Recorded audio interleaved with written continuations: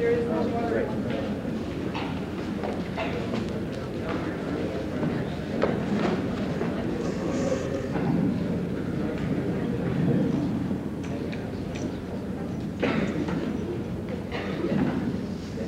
All these obstructions up here, goodness. Hello, and thank you for braving this terrible weather to be here. It is a very important event, and I'm very happy to see all these faces here.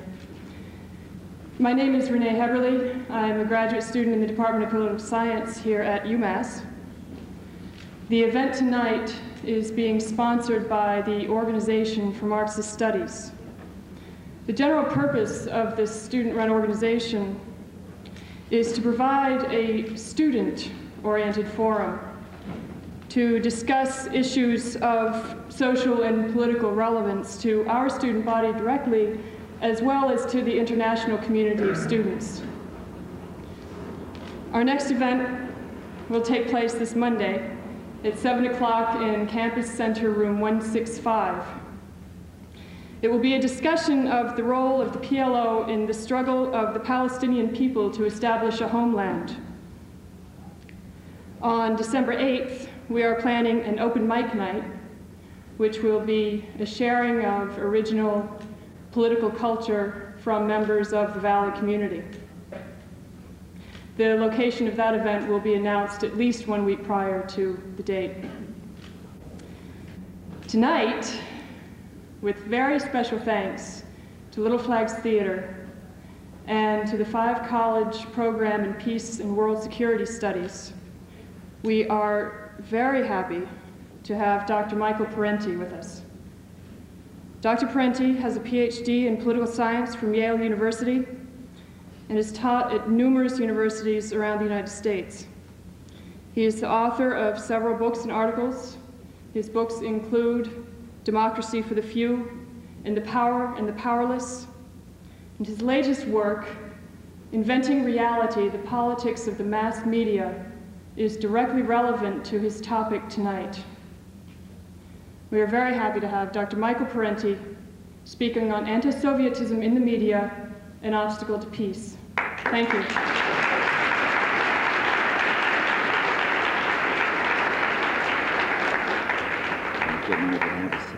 Thank you.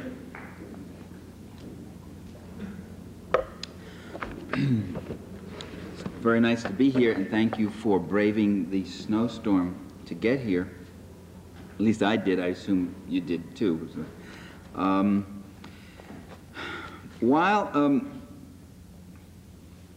American anti-communist and anti-Soviet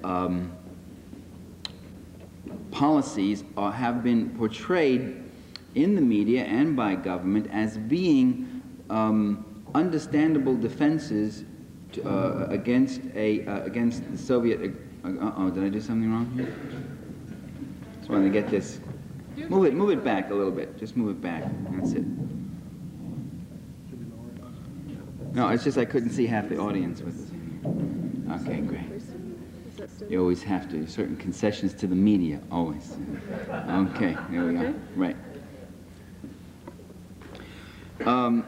As a threat to Soviet aggrandizement, that is, that they were defensive responses to something called the Cold War, and that Cold War started in 1946 or so when Russia proved itself to be an expansionist and menacing power. That's the standard scenario. In response to that aggrandizement and that menacing, we alerted ourselves to the Soviet menace, and we educated the American public to that menace, and we reacted to it with the NATO shield, with the armaments, with interventions in various countries, the Truman Doctrine and all that stuff. Now, very recently, the American Historical Association published a set of documents that were rather intriguing, which they got out of the State Department under the Freedom of Information Act, which shows that people in the State Department never believed that the Soviets had any intention or any interest or any capability of invading Western Europe in the late 1940s or in the 50s or 60s or today, for that matter. But nevertheless, and it's a kind of mind-blowing thing for that generation of us who were raised in that post-war era and heard constantly about the Soviet menace in Europe and were treated to visions of Soviet troops marching under the Arc de Triomphe and all that sort of thing, and told that what we needed above anything else was a NATO shield. What I want to point out tonight is that anti-Sovietism began well long before what was called the Cold War and long before the Soviet Union became the kind of power it is today. It really goes back to a time before there ever was the Soviet Union. All through the 19th century, you will find that the press, joined by the pulpit, the politicians, the police, the professors, and the plutocracy, all of them propagated this picture that American life was facing a certain danger, and that was the danger of syndicalism, socialism, radicalism, anarchism, communism, all of which tended to get lumped together as one great danger to the American way of life. Any proposed departure from the capitalist social order was characterized as a departure from all order itself, and a plunge into anarchy. Thus, as early as 1880, Roscoe Conkling could hail President Ulysses Grant. Roscoe Conkling was the boss who made Ulysses Grant, but anyway, he could hail him then as, quote, an eternal foe of communism, lawlessness, and disorder, lumping communism with disorder and lawlessness. So that any move toward another social order, an alternative social order, is really characterized, or rather the end of the capitalist social order, as I said, is characterized as the end of all social order. Capitalism was equated with true Americanism, while socialism was depicted as a kind of an alien virus that affected the American body politic. In fact, by the way, in the late 19th century, probably some of the most powerful socialist movements, most active movements in the world were going on in the U.S. Certainly some of the most militant worker struggles were going on, enough so to catch Marx's attention. Marx wrote to Engels, he said, what's with the American workers? It's rather unusual, rather massive strikes. Well, then came a most remarkable and most significant historical event, which changed the course of world history. And that was the Russian Revolution of 1917. The specter that had haunted Europe, the specter of communism, was now being realized, was being embodied. Here was not just a workers' rebellion, there had been many workers' rebellions and many workers' revolutions. Here was one that succeeded and took over a rather large country. And there's a remarkable correspondence that took place between Secretary of State Lansing and President Woodrow Wilson, in which Lansing wrote that the Bolsheviks are wanting in political virtue. They would preach to the common man that one could reach an elevated height by dint of political means rather than by hard work. This would be a most unfortunate, I'm paraphrasing from memory, this would be a most unfortunate example to the common man in our country and other countries. They were very much aware that this revolution that had taken place had torn the fabric of bourgeois history. There was now a different kind of social force actually taking over and commanding state power. By the way, is this being videotaped? Did you say it was? I was wondering why the cameras, I mean, I couldn't see a camera, but I see the lights blinding me. And if I'm going to suffer the lights, there better be a tape. But otherwise, shut the lights. Oh, okay. Well, there is video being made. You got all that on tape. What can you do?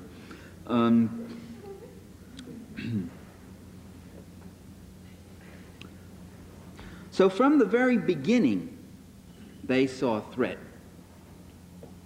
It wasn't Stalin's divisions. It wasn't Khrushchev's missiles. Long before that, when it was a country which itself was then invaded by 14 Western capitalist countries, including the United States, to overthrow this newly instituted Soviet government. From the very beginning, the Western leaders understood that this was a threat. Not a threat to democracy, because half of them didn't have any democracies themselves, and they felt perfectly at home instituting brutal colonial rules throughout Africa, Asia, and Latin America with no concern for democracy. Not a threat to the world's stability in the sense that this was going to cause further wars, because the worst and most vicious wars were being fought among the capitalists themselves for markets and colonies and such. They were the destabilized. It was a threat to capitalism. It was a threat to that process of capital accumulation, which is the substance and mainstay of this society and every other capitalist society. It was presenting an alternative social order, one which used the land, the labor, the technology, and the capital of that society, not for the private capital accumulation process, but for social needs in a planned manner, with all its imperfections and problems, was decidedly and still is a different kind of way of organizing your political economy. A different kind of society, and the end of a capitalist class society. The propaganda war against the Red Menace then intensified soon after the Russian Revolution. I want to quote historian Robert Murray in his book, The Red Scare. Anti-Bolshevik testimony was played up in the columns of the nation's newspapers, and once again the reading public was fed on highly colored tales of free love, nationalization of women. By the way, that was a common story in the media in those days, that Lenin nationalized women. The women were put on nationalization. They became part of public ownership, and you can, I don't know exactly how that worked, but nationalization of women, bloody massacres, and brutal atrocities. Stories were circulated that the victims of the Bolshevik madmen customarily had been roasted to death in furnaces, scalded with live steam, torn to pieces on racks, or hacked to bits with axes. Newspaper editors never tired of referring to the Russian Reds as assassins and madmen, quote, quote, human scum, crime mad, and beasts. This is Murray. In the aftermath, by the way, of World War I, some rather extraordinary things were happening in the United States itself. 2 million workers were on strike, including 500,000 coal miners, 350,000 steel workers. And immediately the press began to link the domestic unrest to the Soviet menace, to, after all, delegitimate the domestic unrest, and to alarm the public with sensational headlines like, quote, Red Peril here, quote, plan bloody revolution, quote, want Washington government overturned. A special Justice Department publicity bureau was set up. Very interesting. And its function was to plant stories in newspapers about a Moscow-directed plot to overthrow the U.S. government. By the way, that process is still going on. I mean, U.S. government agencies are still planting stories, feeding them to the media about anti-communist phobias. The FBI has done that. The CIA is forbidden by law to do it, but they do. The CIA often plants the stories abroad, and by what's called a process of blowback, the story gets back into the U.S. They'll plant a story, that story they planted of Cuban troops massacring innocent people in Angola, villages in Angola, was a total CIA disinformation fabrication story planted in Western Europe, but it gets picked up in the newspapers, and then U.S. journalists and wire services pick those stories up, thinking they're from independent journalists, and we're treated to them here. So the CIA indirectly plants here. So there are people who do this all the time.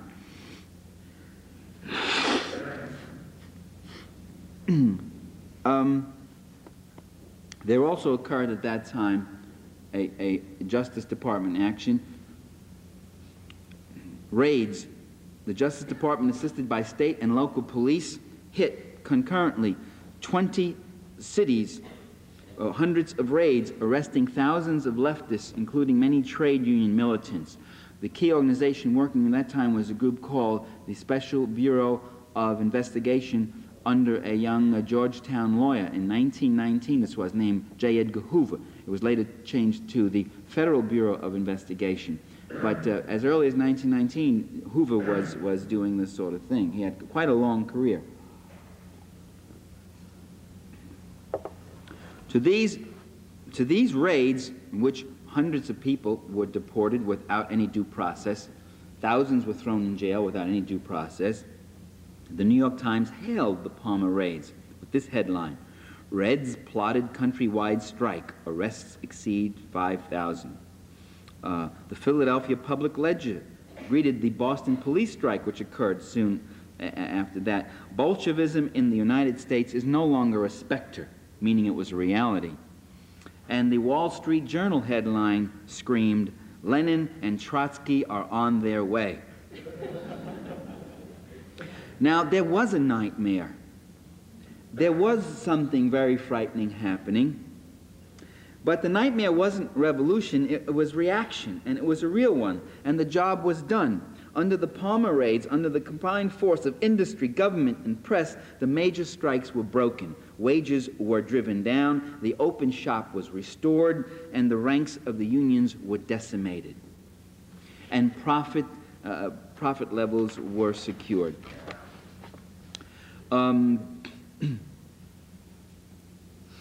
The government industry press campaign against the Red Menace continued all through the 1920s into the 1930s and intensified in about 1936, 37, 38. Again, as the struggles of the CIO and industrial workers intensified, so then did the red baiting hysteria about Moscow-directed plots, about Reds infiltrating our institutions and our life, and that sort of thing. At the same time, by the way, this contrasted very sharply the media's treatment of the Bolshevik menace at home and abroad, contrasted very sharply with their treatment of Mussolini and Hitler, both of whom were treated rather positively. Mussolini in the 20s absolutely gushingly, a strong man who would shape Italy up, get the trains running on time, and put things in order.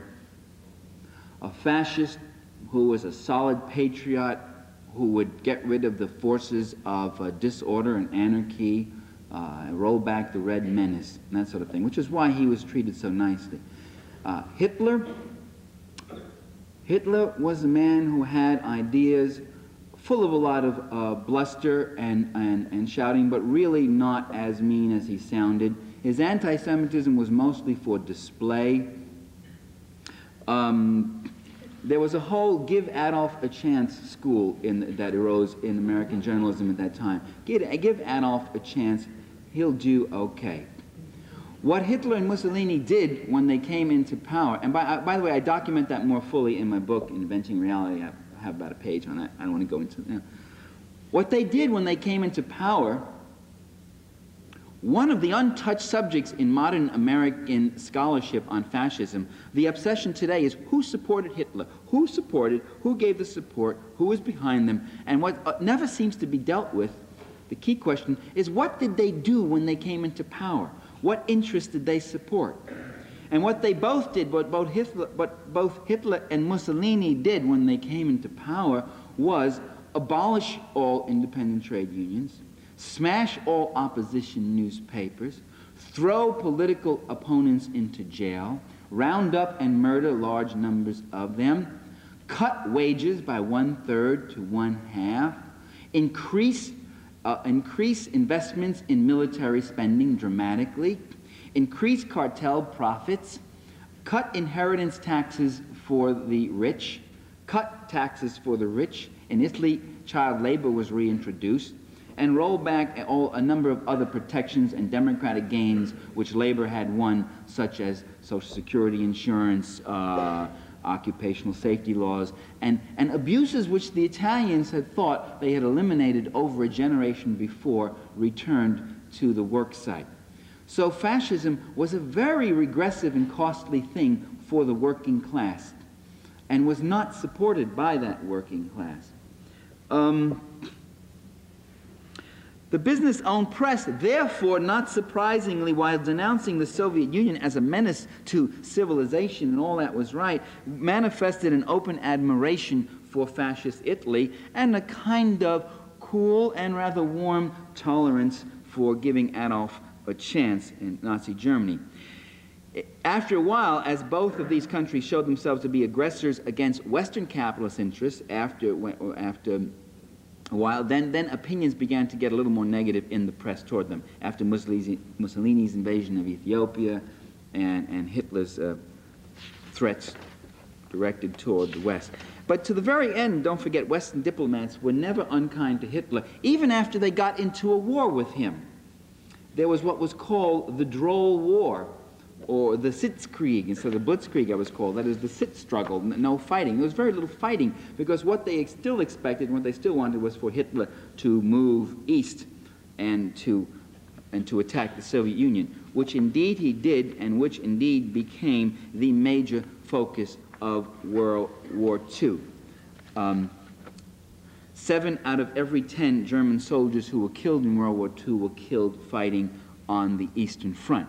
The Soviets alone had over twice the number of divisions committed to that war than all the Western Allies put together. The major fighting was there, and the victory was pretty much won in the East.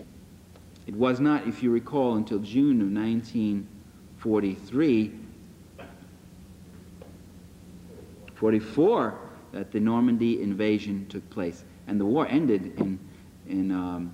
in July or May of 45. So the European battles really were less than a year.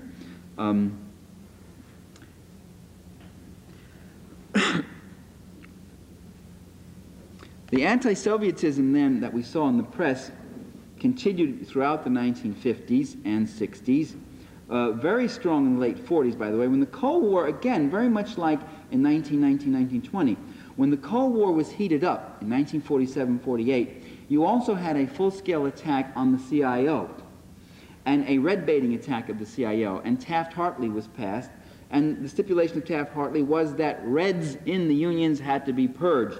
And the CIO, to demonstrate its anti-communist credentials, purged some 4 million of its own unions, membership, unions which amounted to a membership of about 4 million, kicked them out of its own unions, and turned to the bosses and said, see, we've done that.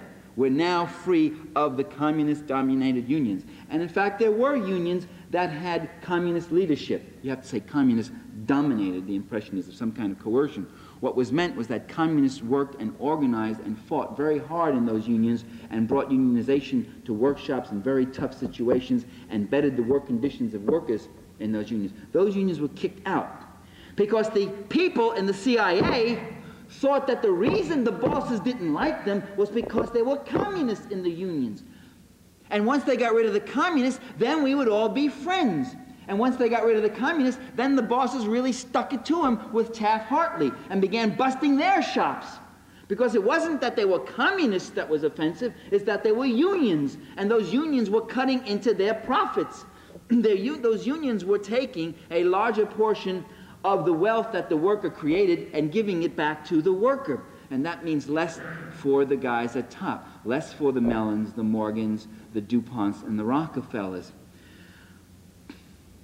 And to this day, you better remember that it's not whether you're a communist or not, it's whether or not you take any stance that's in a progressive direction which threatens the prerogatives of capital. And if you turn, you say, we've purged ourselves of the Reds, that's great. What you've done is you've done your enemy's work. You've cast out people who are fighting the same cause as you, and you've weakened yourself. And once the CIO did that, the CIO never recovered. In 1947, 35% of the workforce in this country was unionized. Today, it's down to 18%. After they purged their unions and amputated themselves to please the bosses and prove their anti-communism and maintain their credibility, you see, as good Americans, they really got it stuck to them, and they have never recovered that momentum and that power that they had from the 1930s to the early 40s. All of this was hailed in the press as a great victory for Americanism.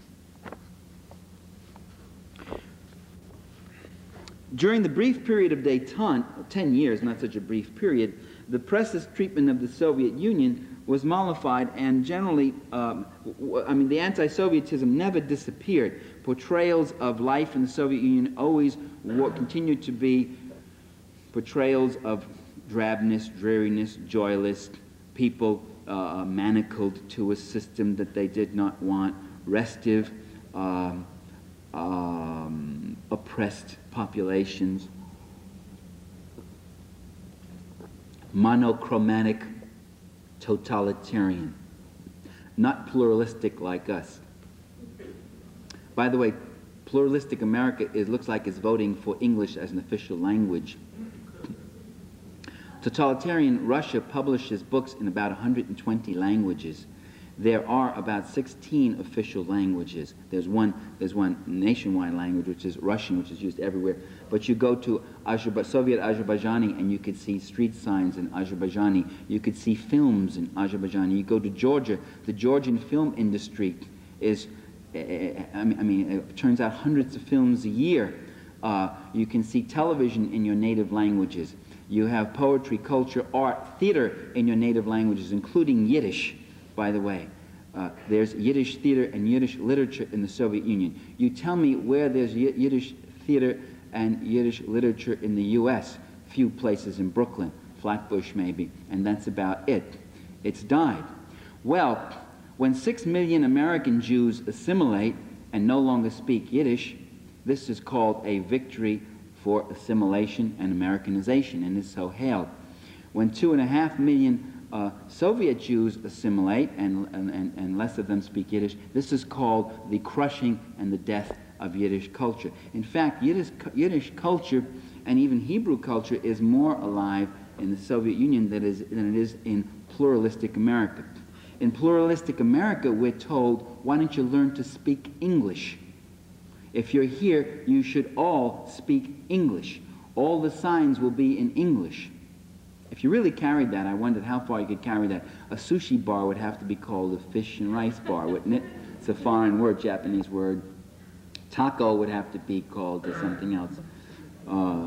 Beef and crust pie or something. And pizza is not an English word. Pizza will have to be changed to tomato pie. But it looks like in California, all the Spanish signs will be taken down and English will be safe and saved. In pluralistic, diverse America, where we have a cultural diversity and freedom. That, by the way, I think points out something. That what the function of our portrayals of Soviet society has been is to be kind of like an inverted mirror image of our own problems. As the U.S. economy in the 70s sank deeper into stagflation, stories began to appear about worsening economic conditions endured by the Soviets. The message was, no matter how bad we have it, they have it even worse. In fact, Jack Anderson said that in his column. We may have it bad, but they have it even worse. And it was a column on inflation. As inflation reached double-digit levels in the U.S., stories about inflation in the Soviet Union began to appear in the New York Times, Wall Street Journal, U.S. News and World Report. A closer reading of these inflation stories, which the average reader doesn't give, but if you're writing a book on the media, you give them a closer reading, as I did, revealed to me that, and you'd have to get down to paragraph 13 or 14, that basic necessities in the Soviet Union, such as food, rent, transportation, medical care, and education, were strictly price-controlled and subsidized by the state and had not at all been subject to any kind of inflation. What was the inflation? Generally, it was on luxury articles like automobiles, caviar, vodka, expensive clothes, and things of that sort. In September '81, the New York Daily News ran a story, headline, "Soviet Prices Soaring." That was the headline, with a subheading that read, "Gas, booze, cost comrades a pretty kopeck."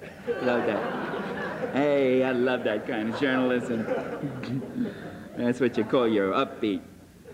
Only in the last 2 paragraphs of that report do we discover that prices were actually lowered or held steady on most essentials, including food. The price of bread in the Soviet Union has not changed since 1928.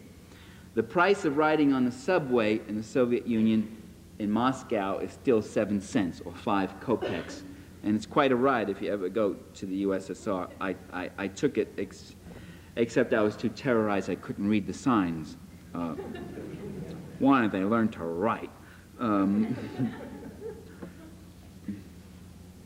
What was that? Steve Martin said on his trip to Paris, he said, "We go all the way to Paris. You'd think they'd have the decency to speak English to us."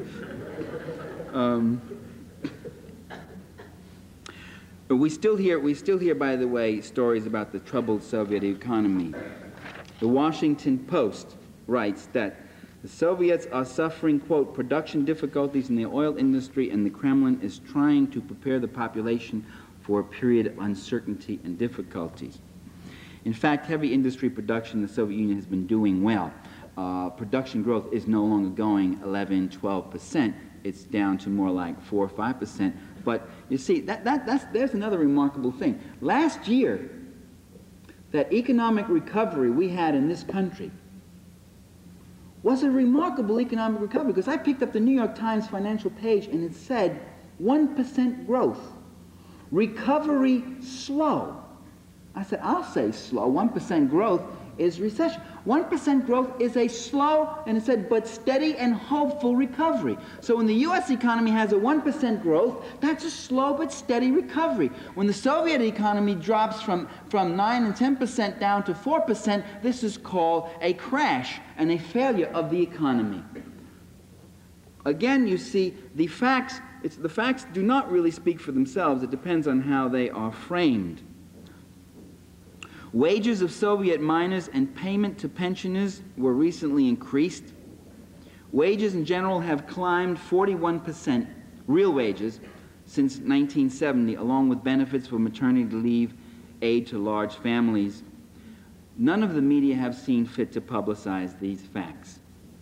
Likewise, none of the news media has publicized the fact that every Soviet citizen is guaranteed a right to a job, and there's no unemployment to speak of, that every Soviet citizen has the right to change his or her job, that Soviet men can retire at the age of 60, and Soviet women at the age of 55. In fact, they do retire. They're required to retire. You then receive a pension, and you are then allowed to get another job if you so want. You don't have to. That you talk to the average Soviet citizen, unlike the average American citizen, and including people in fairly affluent incomes, they're not sitting there in fear of, will I be able to maintain myself in my old age? If you want to know what's on the mind of many Americans, not just blue-collar workers, I'm talking about friends of mine, a woman I know is in realty who makes $70,000 a year, a friend of mine who's a shrink who makes $100,000 a year. You know what's on their mind?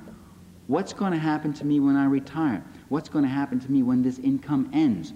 Will I be able to maintain my standard of living? Will I still be able to go out to a restaurant and have a vacation now and then? Will I end up in that furnished room with the naked electric bulb over me? It's an image that haunts people as they get up there in years. As they said, middle age is when thoughts of passion turn to thoughts of pension.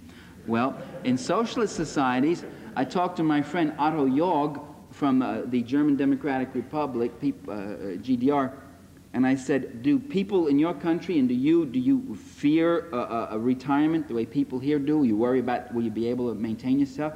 He said, no, not at all. He's by the way, head of the GDR News Bureau in Washington and covers news and works awfully hard. He said, I'm looking forward to retirement. He said, quite the opposite. You envy them. You walk by and you see people sitting around and they're smiling and laughing, and they retired, and you've got to go off to work. You envy them, and there isn't that kind of one of the essence of capitalist society is insecurity. The essence of capitalist society is that you must keep going after that wage. If you don't keep going after that wage, then there's no exploitation of the wage earner. And so one is never really secure here unless one has very substantial wealth. And even then you worry that there may be revolutions that will come and take that wealth away from you. No joke, the governor of New York State some years ago sent in the state troopers in Attica, you remember? And the state troopers went in there and massacred. It was called the biggest massacre of Americans by Americans since Wounded Knee, 1890. And they went in there, and when they turned to Governor Nelson Rockefeller, and they said, why did you do it that way? Why did you send those troopers in with blazing guns killing these guys? The prisoners had rebelled and they taken hostages. But the prisoners had a few skivs and a few clubs, and that was it. They weren't really armed. The guys went in there killing. They even killed some of their own guards, 7 or 8 of their own guards, because they went shooting so wild. And Rockefeller's answer was, they were revolutionaries. They were preaching a doctrine of revolution, and who knows where that could lead? The governor of New York. And who has more to fear from a revolution than a Rockefeller? So it's a very real thing even for the most wealthy, the specter of revolution. The American public was not told that every Soviet citizen has a right to free education to the highest level of her or his ability, that they have free medical care, which is something U.S. citizens do not have. There's still about an estimated 40 million Americans who have no medical coverage of any kind, and millions of others who think they have comprehensive coverage, who, when hit with a serious illness, find that they go bankrupt anyway. These are tough things to hear. I mean, this flies right in the face of everything that we have been taught.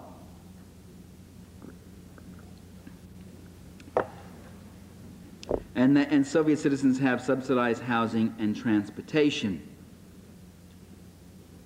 As hunger increased in the United States, stories began appearing which said that the Soviets are unable to feed their people. I'm practically quoting Dan Rathers on there. NBC, CBS reported this. Flora Lewis in the New York Times said their economy is falling apart and they are unable to feed their people. They need our grain. The sales of grain to the Soviet Union are probably the best publicized, best propagandized grain deals in the history of Western trade, of world trade. The truth of the matter is that the Soviets raise more than enough grain to feed their people, but what they have been doing in the last 20 years is converting increasingly toward larger supplies of meat and dairy, which in the Soviet Union and in the West is mistakenly treated as an improved diet, despite the scientific evidence which shows that a higher meat diet is not necessarily the best thing for you. Nevertheless, meat consumption in the Soviet Union has gone up substantially. It takes 10 pounds of grain to produce 1 pound of meat, and that's why they import grain. They use it almost all for fodder and for the production of meat and dairy. The idea that the Soviet Union can transform its country from a nation of half-starved peasants, illiterate workers, and whatever else, into a nation of scientists, engineers, technicians, artists, and intellectuals and whatever, that they could do that without an adequate agricultural base is really, when you think about it, is really not logical. They have agricultural production problems because only about 8% of their land is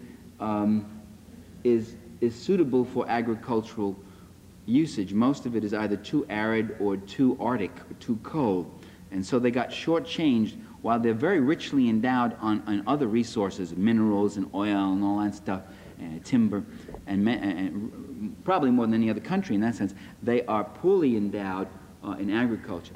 The most richly endowed country in the world in agriculture is the United States. There is no place on the globe where you get this stretch of temperate land, going from Appalachia clear across to the Rockies, and then on the other side of the Rockies, all of that western coast, a huge continent of agricultural land to be able to produce. There's no place in Brazil, which is jungle, there's no place in Africa, there's no place in Europe that has that stretch of real estate that can produce crops with the richness and abundance that our country does. Although that richness and abundance is being depleted by mass agricultural methods which are destroying the soil and losing topsoil and all that sort of thing. That abundance may be in for a crash eventually. But at this point, I'm just making comparisons there, why we might have a wheat surplus and why they may import wheat for meat.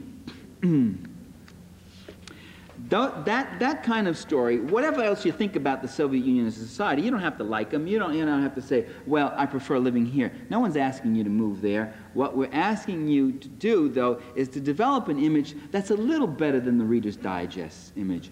To develop what psychologists call differential object appraisal. To not see a simple stereotype and understand that it's a very complex society which has had a very harsh history. It has not maybe developed the institutions that you might like that exist in Sweden, with nice little opposition parties and all that sort of thing.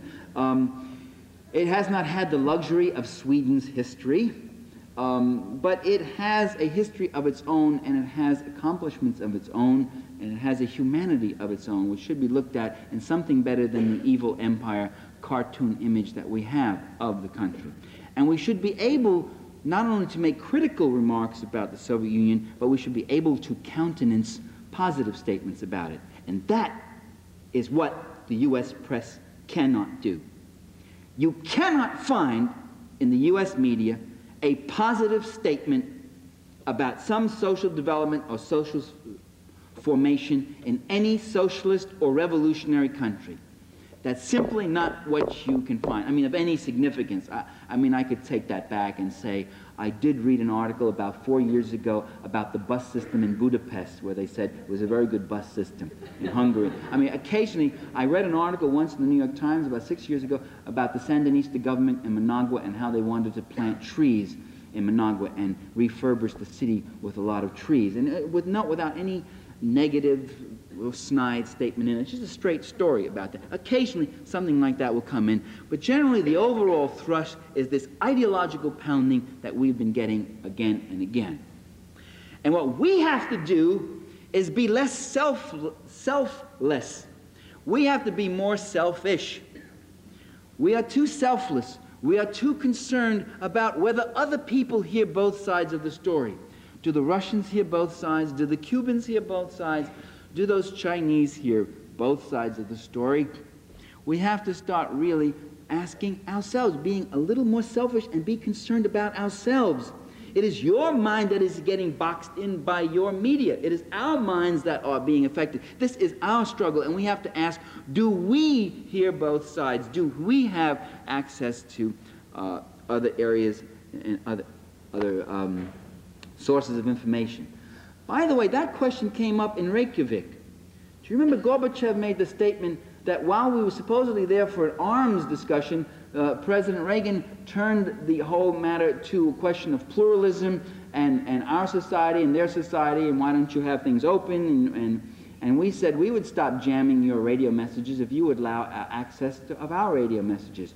We said, Gorbachev saying, we have taken your movies in, why don't you see some of our movies? It's true. You can go to the Soviet Union and see American movies. When I was there, Soviets were all lining up to see Tootsie with Dustin Hoffman, which was a very good movie with a very intelligent script in it.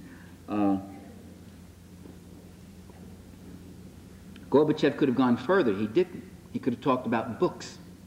He could have talked about novelists. When you go to the Soviet Union and you hear them talking about American novelists, and you realize nobody in your group could name one novelist.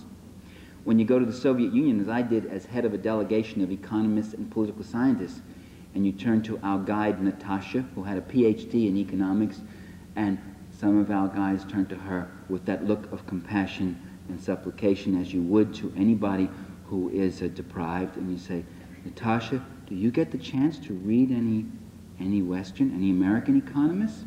And she said, well, I read Schumpeter and Samuelson and Magdoff and O'Connor and Milton Friedman, even, the reactionary. And they all said, oh. And then she said, have you read Navroshka, Batoshka, Varuska, Baraska, Boryoshka? And of course, they hadn't read these guys, and none of us read them, couldn't pronounce it, didn't know who she was talking about. But we were concerned as to whether or not she was, and that's true, by the way, through all the social sciences.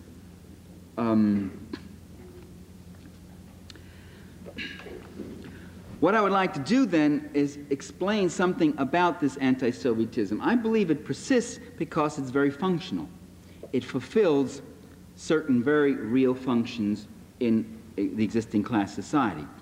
For all its pretensions at neutrality and objectivity, the truth of the matter is that the press doesn't operate in a social vacuum. It's not only closely sympathetic to the corporate class and the ruling elites, it is part of that class. I mean, the major media in this country are themselves part of corporate America and corporations. They're owned by the same wealthy interests that control the rest of the corporate world, that invest in the third world, that were threatened by the Russian Revolution of 1917 and by every other revolution from Nicaragua to the Philippines to Attica. And so they generally present a ruling class perspective. They are for multinational corporations. They treat multinational corporate investment in the third world as a good thing. That's something that will supposedly uplift these people, not take their land away and use it for cash crop export, not exploit their labor and pay them 20 cents an hour. No, not that, but something that's essentially good for those countries. They are for capital and against labor. They are for capitalism and against socialism. They are for the status quo and against revolutionary change or any reformist or fundamental change of any kind. And this class bias frames much of what they do and how they see things. And it operates as a relentless propaganda theme, but also not just as an explicit propaganda theme, but as an implicit assumption and a conceptual framework. Keeping that in mind, I'll offer the following conclusions. One, the Red Menace theme that is so assiduously propagated by the ruling elites in this country is neither a foolish fantasy nor a product of mass hysteria. Those quotes about Lenin and Trotsky are on their way. That's not hysteria, although its goal, one of its aims, is to produce fantasy and hysteria in the minds of the mass of people. Two, that red menace, that hysteria is not a mass thing. It doesn't come from the masses. It's something that is fed from the top down. As I said at the very beginning of my talk, from the pulpit, from the police, from the professors, from the plutocracy, and most strategically, from the press, and certainly from the government itself. The press often, by the way, is just the purveyor of this. You know, the leaders get up and they say, this is happening, that's happening, the Reds are there, the Red Bear's at the gate and all that, and the press dutifully and uncritically reports that, and so they've got whatever is the new line.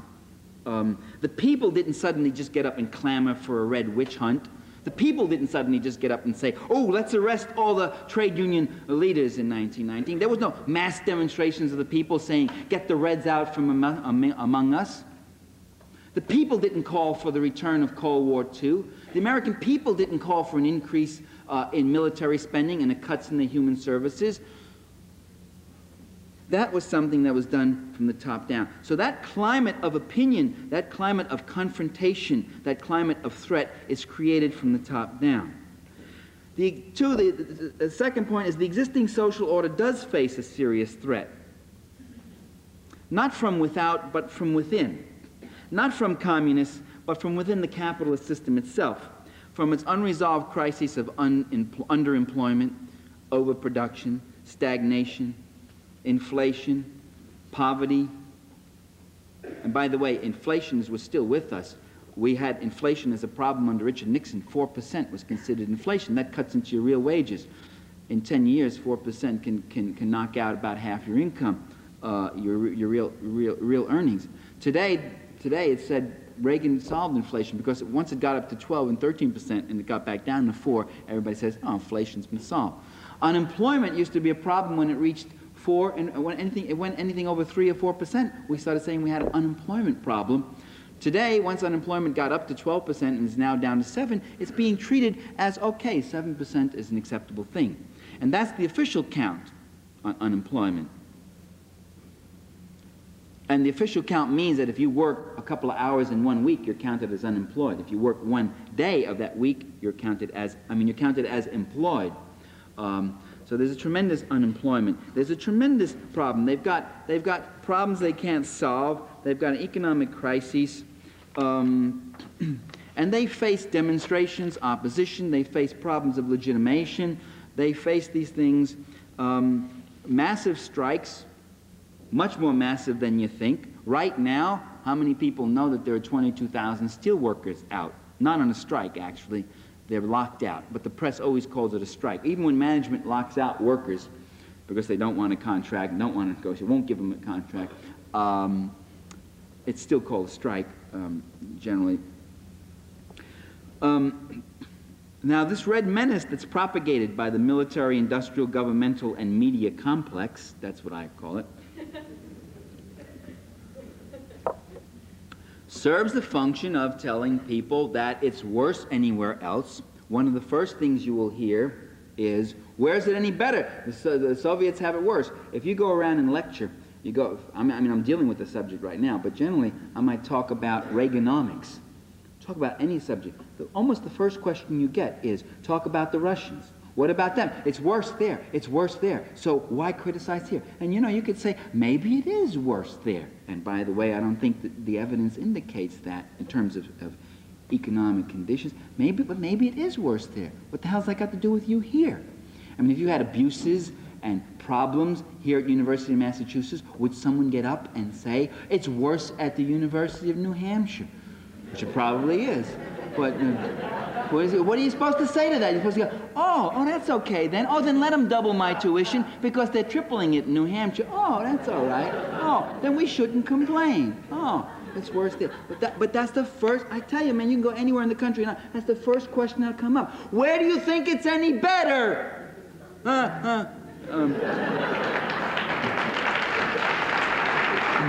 Now,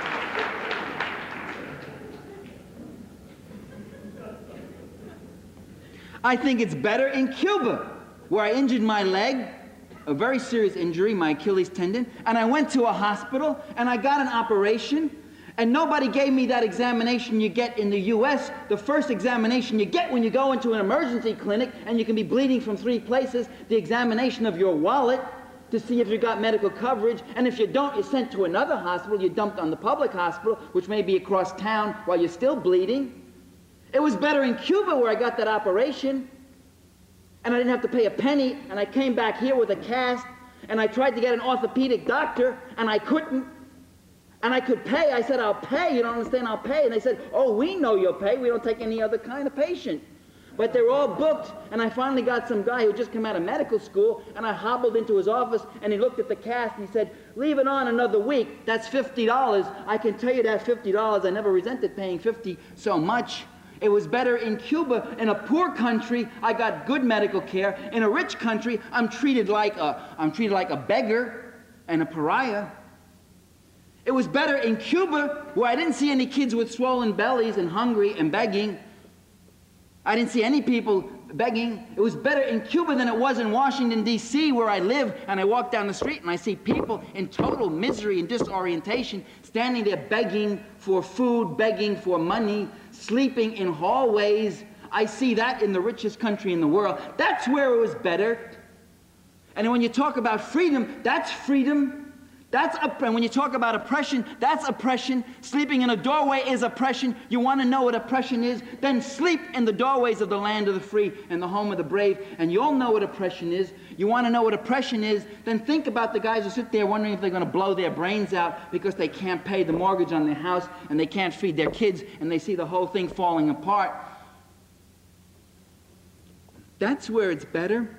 And those are real things, and that's part of freedom. Now, the military, no, you don't have to. The red menace that's propaganda, though, tries to direct popular discontent. Don't think you got it bad because it's worse over there, you see. And also, there's a menace out there. And don't make too much waves here. We are in very serious times. What does Reagan do in his 6 years? What has he been doing? He has been distracting people from the real issues of their lives. He has refused to talk about human services, about underemployment, about the crises of the cities, except occasionally to make a little quip, like the other night where he talked about some guy who was living in a $36,000 rental in a welfare hotel. And saying, that sounds pretty good to me, not pointing out that the price was a rip-off on the government, which he should have been looking at, and the guy was living in a cramped, crowded, dirty little room in that hotel because no one else would take him anywhere else. And for all those years, what has he been doing? He's been telling you about Gaddafi, and terrorism, and the Soviet menace, and the evil empire, and our defenses, and this, and that, and out there, and over there. Rally around the flag, forget the realities of your own life. And this is what the ruling elites have to do. They have to continually, strenuously bring us back to the fantasies of their world, because the people keep floating off into reality. And that's a problem for them. The people keep floating off concerned about jobs and homes and the education of their kids and their medical bills and that sort of thing. And so that's what he's been doing. And that red menace is very important for that function. It is very functional. Yesterday it was the Bolsheviks, the anarchists, the subversives, the communists. Today it's the terrorists. It's the KGB infiltrators. You remember that all through 1982 and 83? The peace movement, it's infiltrated by the KGB. Those millions of Americans out there are just mindless puppets.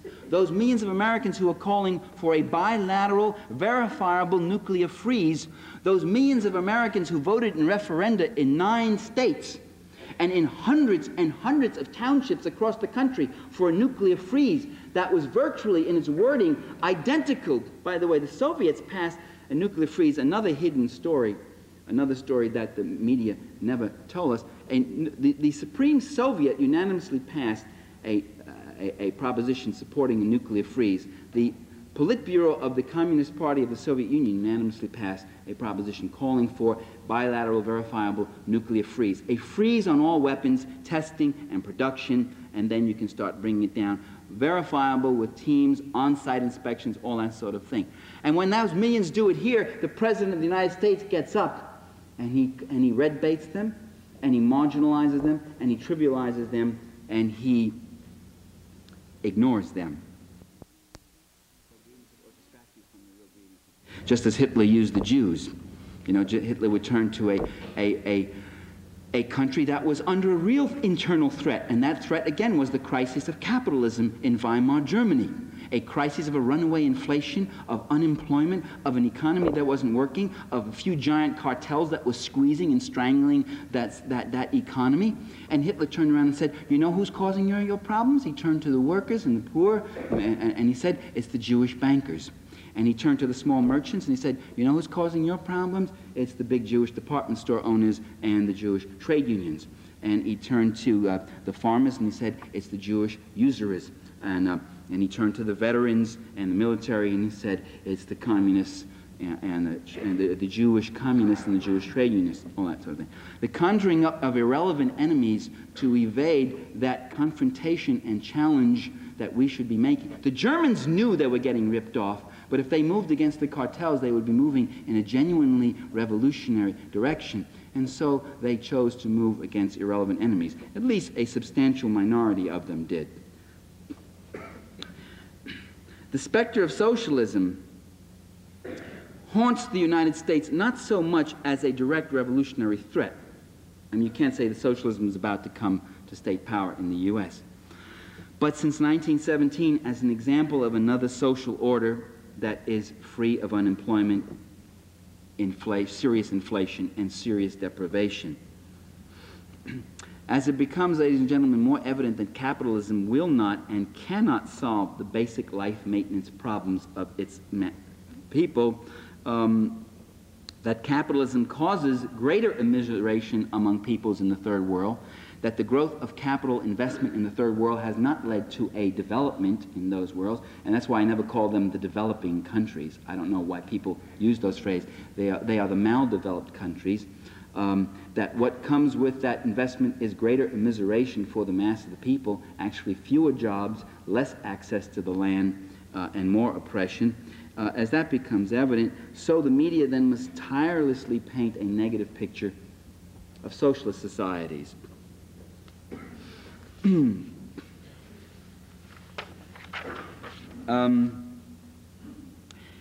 Anti-Sovietism is also very important to justify the massive escalation in military spending. Since he's been in office, Ronald Reagan has spent $2 trillion on military spending. That's more than all the other presidents put together. Since Ronald Reagan has been in office, he has been the wildest, wild-eyed, craziest, wildest, maddest spender in the history of our country. The national debt, which was $900 billion when he came into office, and the largest peacetime debt ever rolled up, I think, was Jimmy Carter's $60 billion one year, maybe $80 billion the other year. Every year he has produced budget deficits. Did I say debt? I mean the largest deficit. Deficit is your yearly, in the red, deficit. The debt is the accumulation of all those deficits. $900 billion national debt. When Ronald Reagan leaves office, it will be $2,700 billion, or $2.7 trillion. He will have tripled the national debt. He will have added more to the national debt than all the other presidents in the history of the United States put together, peacetime and wartime. Jimmy Carter's biggest debt of $80 billion is less than half of Ronald Reagan's smallest debt of $170 billion. This year's deficit, this year's deficit is, Reagan's deficit this year is $220 billion, a record. We're going off the charts. And if you draw these deficits, you know, of the presidents, different presidents, and you draw them, I wish I had a blackboard, you'd see FDR, he fought World War II, there was a lot of deficit spending, Truman, and then you get to Eisenhower, small, and it goes like that, and Ford and Nixon, suddenly bigger, Carter, and then you get Reagan's, and it goes off the chart. It will just go off the chart. You would need a special kind of paper to put it on.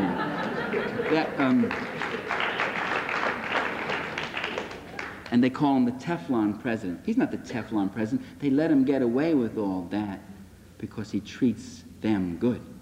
Because that debt was piled up from two sources. One, the massive escalation in military spending, and two, the massive tax cuts to the rich and to the big corporations in this country, with little cuts to the little guys. He gave little things to the little people and big favors to the big people. And that's where the debt comes. So how does he finance it all? We now see how he's able to do it.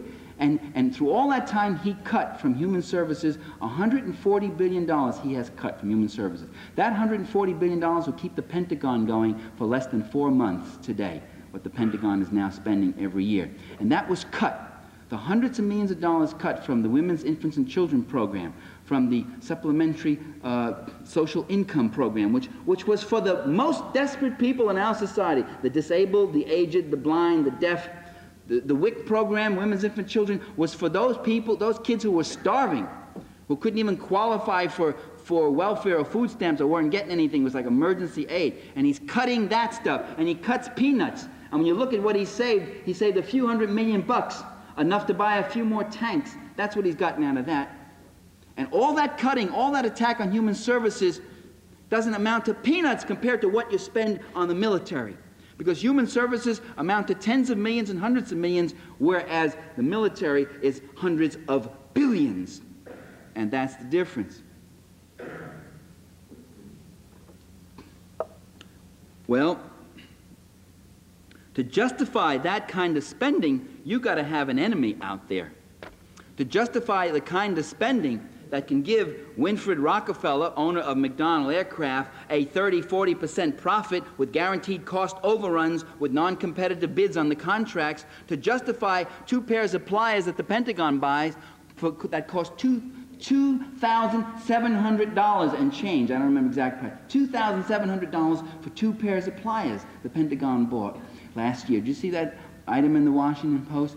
But the tough, hard-nosed Pentagon bargainers got it down to $1,400, a real steal. Right? To justify that kind of thing, you've got to have a real enemy out there, and a big enemy, big bad bear enemy. And the one thing you don't want to do then is go out there and negotiate and reduce your armaments with him. What do you do? How do you come back to your people and say, okay, next year we've got to spend $400 billion? That's what Cap Weinberg is trying to do. He's saying, if we get rid of our nuclear weapons, then we'll have to double and triple our conventional forces because they're so much greater and more powerful in conventional forces than we are. Another lie which the media is dutifully, uncritically repeating again and again. In fact, and my source would be General Nino Paste, a NATO general. Paste, you know, who used to be in and out of the Pentagon here, who now can't get a visa to come here because he had a change of heart. He's retired. He's become a senator in the Italian Senate, independent senator. Wrote a book on Euro missiles and points out that, in fact, in conventional forces, the NATO forces are as effective, if not better, than the Warsaw forces. That in some weapons, like tanks and some other conventional artillery weapons, they've got more than we have. But in other weapons, like land missiles and striking power and whatever else, we are superior in terms of the NATO forces are superior in terms of being able to defend, and even in actual numbers. Yet again and again, it's reported that these conventional forces would be a threat, making people anxious about getting rid of their nuclear weapons. What would disarmament and peace do to our economy? What would that do to the process of capital demand and capital investment formation, which is the main function of the military-industrial complex? What would that do to profits and capital accumulation? So you've got to have out there that big menace. You also have to have that menace because you have to make the world safe for hypocrisy. You have to make the world safe for multinational corporate investment in places like Central America. And how can you convince the American people that you're in Central America to make the world safe for Exxon and ITT and Chase Manhattan? So you say you're there to fight, to defend national security. But how do you convince them that a tiny country like El Salvador or Nicaragua is a threat to our national security? The image of the Sandinista 50,000-person army cutting a swath up through Guatemala, Mexico, through the heartland of the U.S. and coming right here to Amherst and dancing with your sister. The image strains one's credulity. Walter Lippmann used to talk about that. Was a real argument during the Vietnam War. We have to fight them. We heard it again and again. We have to fight them in the jungles of Vietnam, or we'll be fighting them on the beaches of California. And Walter Lippmann said, the image of the Vietnamese getting into their little PT boats and coming all the way across the Pacific and invading California was an insult to the U.S. Navy, he said. Which was, I mean, after all, you did have the Sixth Fleet sitting there. Well, you can justify intervention in Nicaragua by saying, or El Salvador, you can say, those guerrillas are the Salvadoran guerrillas are the puppets of the Nicaraguans, who are the puppets of the Cubans, who are the puppets of the Kremlin. Bum, bum, bum. And that's how you get intervention going.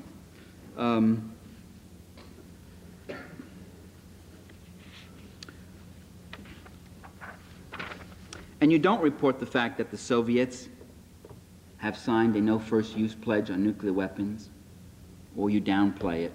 You don't report the fact that the Soviets unilaterally offered to cut their conventional forces, Warsaw forces, mutual cuts with Warsaw and NATO forces with the eventual elimination of both military pacts. That's an offer they put on the table a number of times, which has just not been considered and taken seriously.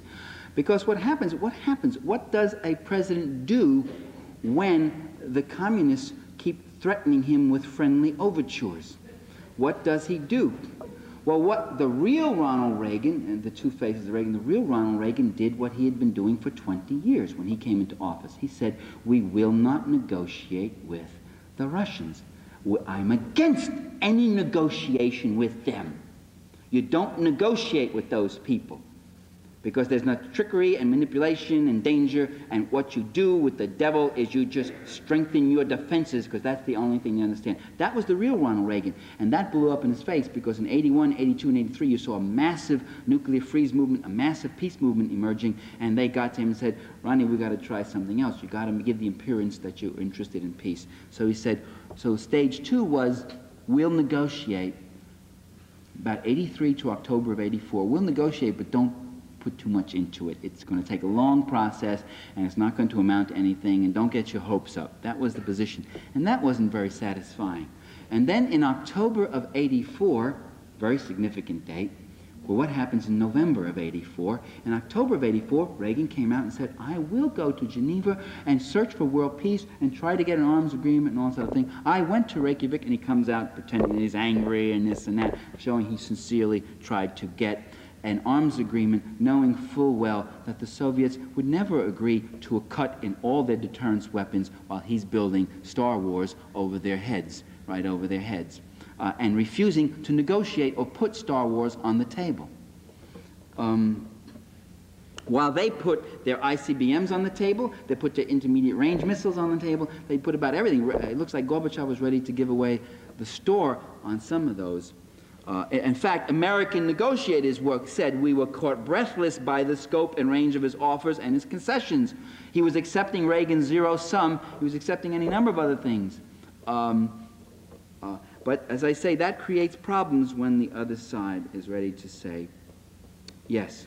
Now, there's an element of hope in all this, and that element of hope is just what I just referred to before. Despite the years and decades of propaganda, despite the fact that the communist is in the popular imagery of our mind, you know, a menace and all that sort of thing, that kind of propaganda doesn't always translate into indoctrination, that people still want peace, people still think that there can be changes. Overwhelming majorities, the American people in all the opinion polls say there can be a negotiated settlement. Overwhelming majorities want a nuclear freeze and think one can be effected. By 4-to-1, 5-to-1 majorities, they are against U.S. involvement in Central America. They are for, by 60% or so, they are for military cuts, and they have always, every opinion poll since the 50s have always shown them against military cuts, except for that one period during the Iranian hostage period and the Soviet intervention in Afghanistan. Then they suddenly were for increased military spending. But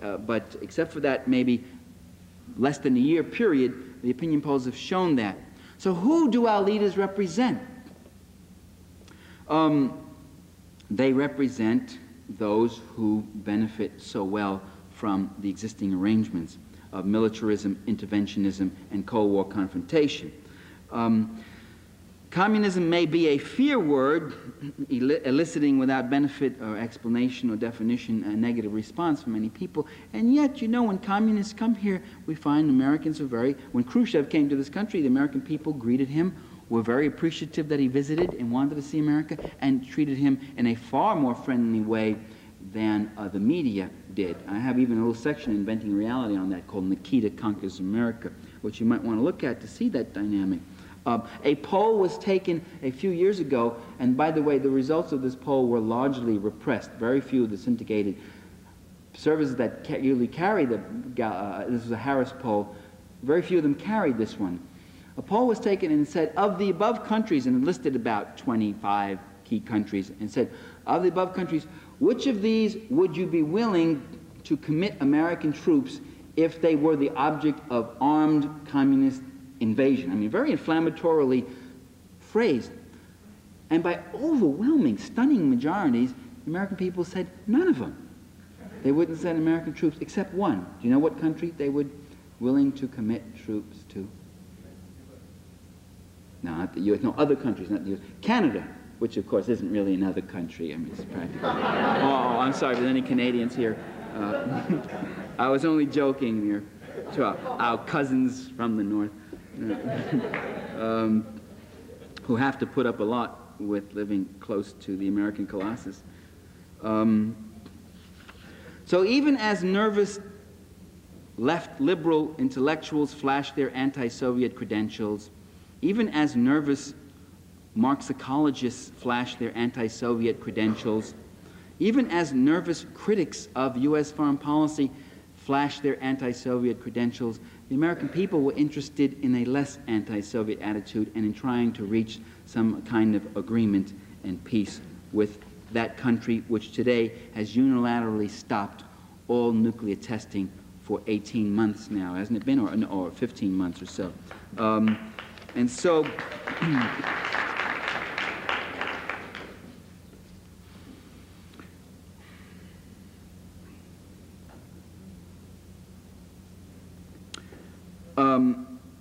what I'm saying is that we may have more power than we think. If you recall, Ronald Reagan has not invaded Nicaragua. I mean, that's an extraordinary thing. If you recall, he was obliged to go to Geneva. That was an extraordinary thing. I said before Reykjavik, I said he has no intentions of reaching any serious arms agreement. But when he goes to Geneva, he's putting the lie to his own propaganda, which is that you can't negotiate with them, that there's really no interest in doing it, that they're demons, that they're an evil empire. When the Soviet leader comes forward and says, let's negotiate, let's try again, let's do that, that diffuses the anti-Soviet hysteria. And you can see it when you talk to audiences, where the year before you were talking, they'd be snarling, what about the Russians, what about the Russians, the Russians, the Russians, the Russians, the Russians? And suddenly it's calmed down. And people are listening and saying, yeah, maybe there is grounds of negotiation. The president himself thinks there's grounds for negotiation and an agreement, then maybe they ain't so menacing and bad. He had to pay that political price, even though he never got the substantive agreement. So they have to make concessions. Why did he do that? He did that to try to defuse the peace forces in this country. But in trying to defuse them, he had to make concessions to them, which means that they have a certain strength. And he hasn't invaded Nicaragua even though he wants to and is dying to. And the U.S. has invaded Nicaragua 11 times since 1888. And when Calvin Coolidge went in there in 1928 and killed Sandino and murdered people and whatever else, Coleman McCarthy had a column on that. He interviewed a 78-year-old U.S. Marine who talked about what he did then, how they emasculated men and cut their genitals off, how they tortured prisoners, how he himself shot a couple of people standing in line for this phony election in 1928, and how he had nightmares after it. He was a young kid. He was 18 years old, whatever, at the time.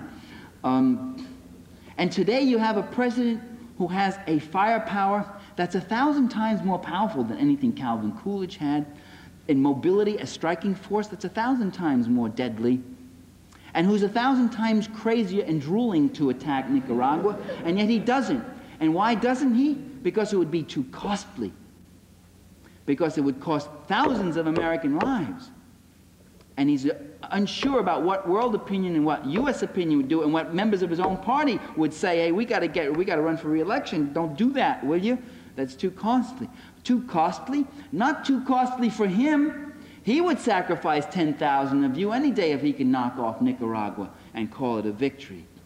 He had 261 Marines blown away on one morning in Lebanon, and all he wanted to do was jump back in there and keep fighting. That wasn't too costly to him. What's 261? He can get more where that came from. It was politically too costly. It was people in his own party saying, get the hell out of Lebanon, will you? We got an election coming up. What are you doing?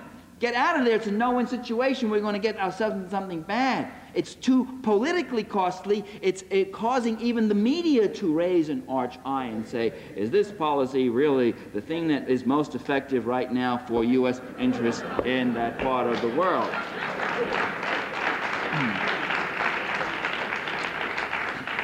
So, what I say to you, ladies and gentlemen, is don't mourn, but organize.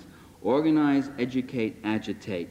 And when you use anti-Sovietism to gain your credibility, you ain't gaining any credibility. Because whether you have a dissident view of the Soviet Union or a Ronald Reagan view of the Soviet Union or whatever else, if you want to sound like him on that issue, the point of the matter is when you play with that anti-Sovietism, it doesn't mean you can't be critical if there are things you critically dislike and don't like. But I'm talking about this kind of propaganda turnout that we've had all along. When you do that to gain your credibility, you're playing right into Ronald Reagan's hands, and you don't gain any credibility. They'll still come after you if you're a reformist or you want progressive change. Just on the basis of that, they're against that. The only way to maintain your credibility is to speak the truth forthrightly, honestly, openly, strongly. Thank you.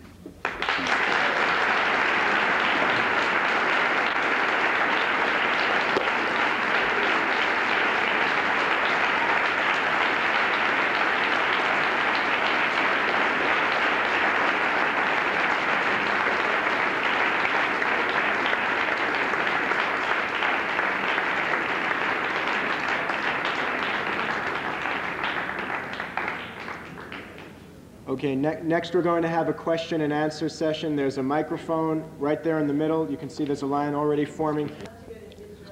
After they've gone through repeated procedures, over 40 different steps, which take years to accomplish. I guess the answer there is that when I was in the Soviet Union, that large synagogue was open, and there were people worshiping in it. It wasn't closed down. There's a rabbinical school in Moscow which trains rabbis. I mean, I didn't see the school. I saw photos of it, and I saw the names of the head rabbis. It was all in Soviet life. Louis Moroz has written books about this. I think there has been harassment of people who want to go to Israel because of the threat that people who leave the country is a loss of resource for them. They don't want to see happen to them what's happened in a lot of countries, which is a very serious problem. It's called brain drain. And once you allow people to leave, by the way, under the guise of religious freedom, most of the Soviet Jews who come here are not religious. I would really have to take serious exception with you. At least the studies I've seen of the Brighton Beach populations, a thing that was published by Patricia Howell in these times, and all very favorable toward the people, but said they were not religious. They wanted to come because they didn't like life there, and they felt they could have better opportunities here, which is the traditional reason why people want to emigrate. This does not represent the entire Jewish population. There are over 2 million Jews in the Soviet Union, and 250,000 have left, and they maintain that maybe there's another 15,000 with outstanding applications, and some are denied visas because of criminal records, black marketeering, something like that, or other problems. Or the odd thing in the Soviet Union, you can't emigrate unless you get your parents' permission. This has something to do with maintaining the integrity of the family, so that could be a problem also in some cases.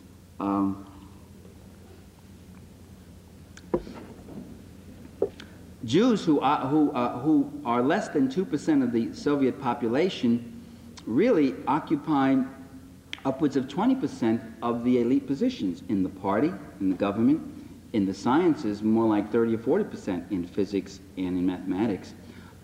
Tremendous accomplishments. So you can't really say that they are suffering under in the military. There are about 40 Jewish generals, one of whom was just denied a visa to visit the U.S., wasn't it, last year? He's a Russian Jew. Jews do not have to have stamped on their passport Jew. You choose your nationality. You just have a nationality. It's when you go into the army, or when you reach a certain age, you're going to school or the university, you pick your nationality, and you can pick any nationality you want. And I talked to a guy when I was there. He was Jewish, his wife was Russian, and his 2 kids were growing up. He said he hoped his kids picked to be Jewish. They could pick being Russian or Jewish. They could pick to be Georgian or Azerbaijani if they want. It wouldn't make much sense because, you know, they didn't speak Georgian or Azerbaijani. But let's say if they moved to the Ukraine, the kids could have chosen to pick neither Jew nor Russian, and they could have on their nationality Ukrainian if they wanted to. So I do not believe, contrary to what I've been hearing, and I was very surprised to hear this recently, that there is this kind of all-permeating oppression of Jews. There's anti-Semitism in the Soviet Union as a popular attitude. You can find it in Ukraine and Belarus. A friend of mine who was there ran into it with a Soviet taxi driver, and then he ran into it with a party member. It's Dan Totis, who teaches at Johns Hopkins, and said to the guy, "Hey, you know, I'm Jewish." And the guy goes, "Oh, look, I'm sorry. Oh, I don't know." Got very nervous because he could be kicked out of the party for uttering an anti-Semitic remark. So there are anti-Semitic strains and attitudes. There's no denying that. And there may be real incidents also. And there may be at times problems. But I don't see it as an anti-Semitic society the way Nazi Germany was, and to equate it that way when Jews are in prominent positions all through the society, in the arts, in the sciences, in government, in the military, and everywhere, is really a very jaundiced and one-sided view. But they're not going to let certain Jews out. They're not going to let people out who are nuclear physicists. They just ain't going to let those people out. The other view is that there's not 17,000 more Jews who want to leave, that there's more like 300,000. That's the claim that's being made now by Jewish groups who send letters and say that we're their relatives. You see, but emigration is like a hemorrhaging. You let this person out, that person wants their family comes, the daughter wants her parents, the parents come and they want their other kids to join them. I mean, there's a constant hemorrhaging. And so there will always be in any immigration, there's going to be some kind of cutoff point in that way. Next question, please. Thank you. Earlier this year on Crossfire, he asked you if you were a By the way, can I also add, I met Soviet Jews who did not feel that they were living in... One of our guides was a woman named Iskra who was Jewish, and she said, I don't know what you're talking about in terms of anti-Semitism. One of the bus drivers we had was a guy who was a Jew, and we asked him, you run, and they said, do you feel the government is anti-Semitic? Do you feel discriminated against? He says, no, not at all, no. And I said, why do people want to leave? He said, there's always some people who want to leave, then let them leave, you know. And that was his attitude. Yeah. I'm sorry, I didn't mean to interrupt you. You were on Crossfire with Reed Irvine. Yes, I was on Crossfire with Reed Irvine. Why did you have to remind me? And he asked you if you were a Marxist, and you said yes, and then no. Are you a Marxist, or are you not?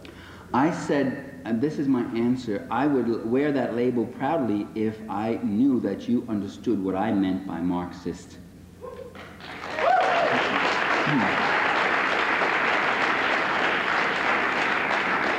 And when somebody like Reed Irvine says, you're a Marxist, aren't you, whose only intention is to give a buzzword which says this guy drinks the blood of capitalist children or something, then I'm going to say, no, I'm not your label. I don't particularly want your label. That was why I deferred from the label Marxist.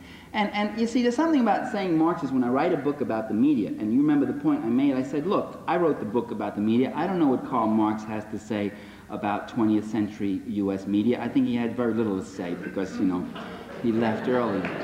But there's been a lot of creative thought and scholarship in Marxist literature and whatever else, and I feel that it's like a scholasticist thing. Oh, you took your formula and you applied it here. I don't see these things that way because I'm a Marxist. Just the opposite. I started seeing these things and then I began realizing that there was an analysis that had explanatory power for that. It gets very frustrating. You know, for years I'd knock myself out trying to make an analysis. I'd come to the conclusion, I'd say, hey, you know, the police are not neutral. They're on the side of property and power. And somebody would say to me, that's a Marxist. You know, you sound like a Marxist. I said, Marxist? Oh. And then I said, hey, you know, wealth is largely unaccountable in many of the things it does in our democracy. I don't understand. That isn't what I learned. So that's a Marxist point of view. That's Marx said that, you know. And it would go on, one thing after another. Every time and I said, boy, this Karl Marx was really something, you know. Every time I put two and two together and come up with a good analysis, they give him the credit for it. Yeah.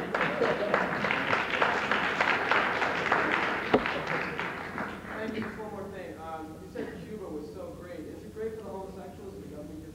I didn't say Cuba was so great. I said that it was a very real improvement over what it had before, and that in some ways, comparing it even to a rich Western industrial capitalist society, it came off better, like in the area like healthcare. As far as homosexuals, the attitude in Cuba, I think people got it wrong. Here I'll quote Saul Landau, who knows probably more about Cuba than any other American I know.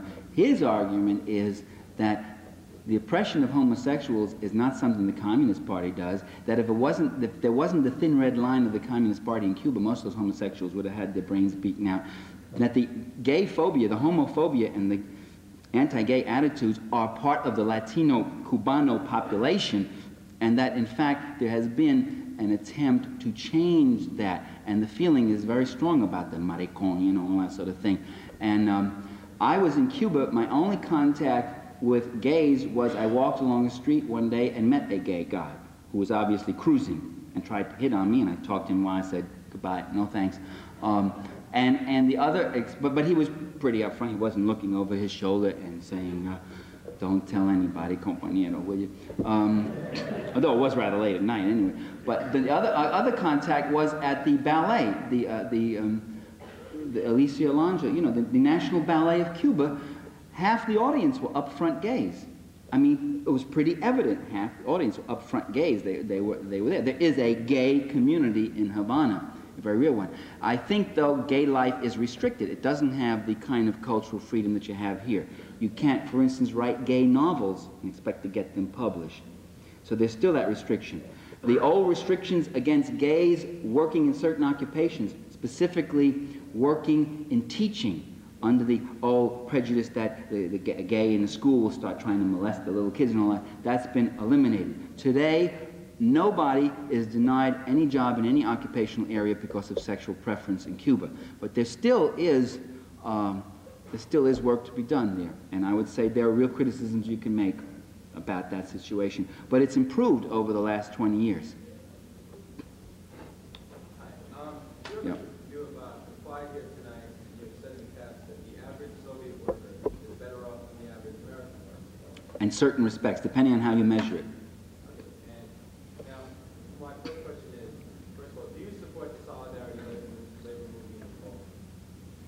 The Solidarity labor movement in Poland doesn't exist anymore. It's been broken. I supported the very real and legitimate complaints that Solidarity made in Poland, which was that there was a Polish government that was corrupt, that it had drastically mismanaged things, that gotten itself into a national debt which now called for cutback. Here's what the Polish government did. They said, we want to have major capitalization and industrialize. But we also want an increase in consumer goods and consumption. Now, how do you do both those things? How do you use your capital for capitalization and use it also for consumption, increasing consumption? Oh, they found a way. There were Western banks who would lend them the money.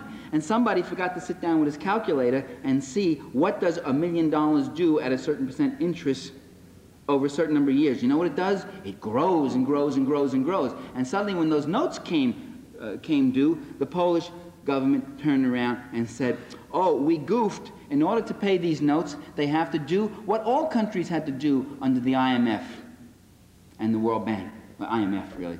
What the IMF does when the bucks are out there and you're not paying it, they introduce what's called a stabilization program, which means, very simply, you've got to cut back on consumption. Consume less for your workers, less social service, less that, so you have more money and more, give them less, more to export, more to earn, more to pay back our debt. So the government turned around to the workers right around Christmas time too and said, sorry, we're going to have to put a freeze on this, put a freeze on that, cut back on that, cut back on meat consumption, so forth and so on. And that was the straw that broke the camel's back. And the workers went out with a whole array of very real grievances. I also supported them in the subsequent months when the government did what often many vested governments do, or your average college dean, stall, not agree to the agreements and then not carry some of them out and all that sort of thing. I did not agree with Solidarity when Lech Wałęsa, who was after all a close associate of Jack Kurin of CORE, who himself is a right-winger, a close associate of Milczewski, who was head of the Confederation for an Independent Poland, who was an open fascist sympathizer, when Lech Wałęsa got up and said, and who, by the way, is an open admirer of Ronald Reagan. The Harvard International Review has an interview with him and say, what do you think? And Lech Wałęsa volunteers, Ronald Reagan is a great president. When he said we will be moving towards state power, I didn't support that move because I believe that the Solidarity leadership was anti-socialist, right-wing. I believe the kind of anarcho-syndical worker ownership they had about the factories was so half-baked that the economy would have been totally wrecked. They had no plans as to how that system would work. How would you get the steel to the shipyards? What if a factory decided to move into a new line? What do you do about the fact that some factories are far more productive than others? What do you do about social services? How do you reallocate the surplus value so that you can have services for people who can't work? All those questions were never dealt with by Solidarity, so that's my criticism of Solidarity. Yeah. You mentioned East Germany.